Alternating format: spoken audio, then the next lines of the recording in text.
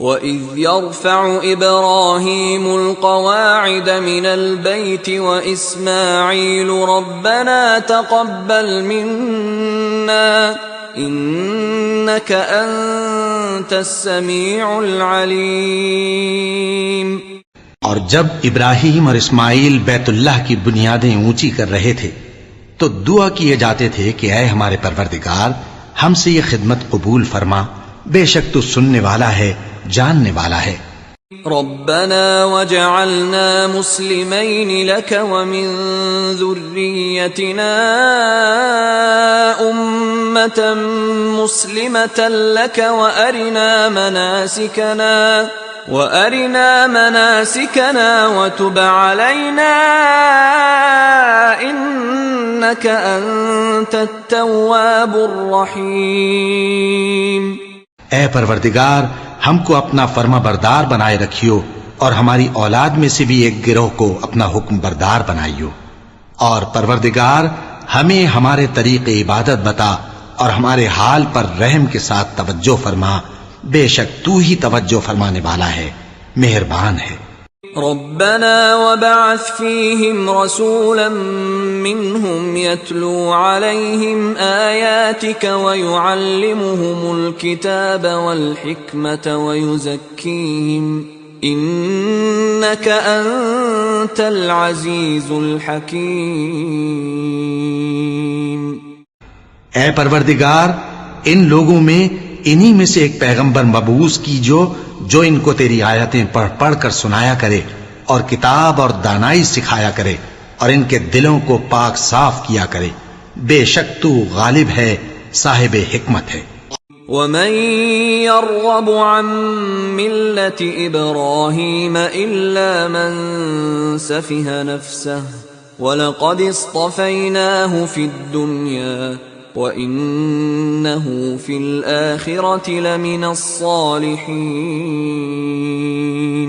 اور ابراہیم کے دین سے کون روگردانی کر سکتا ہے بجز اس کے جو نہایت نادان ہو، اور ہم نے ان کو دنیا میں بھی منتخب کیا تھا اور آخرت میں بھی وہ نیک لوگوں میں ہوں گے۔ اذ قال له ربه اسلم قال اسلمت لرب العالمین۔ جب ان سے ان کے پروردگار نے فرمایا کہ میرے فرما بردار ہو جاؤ تو انہوں نے عرض کی کہ میں رب العالمین کا فرما بردار ہو گیا۔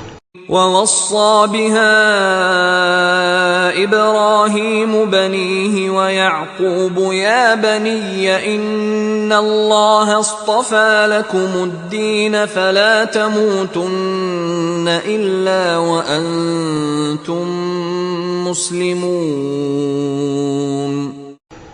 اور ابراہیم نے اپنے بیٹوں کو اسی بات کی وصیت کی، اور یعقوب نے بھی اپنے فرزندوں سے یہی کہا کہ اے میرے بیٹو، اللہ نے تمہارے لیے یہی دین پسند فرمایا ہے، تو مرنا تو مسلمان ہی مرنا۔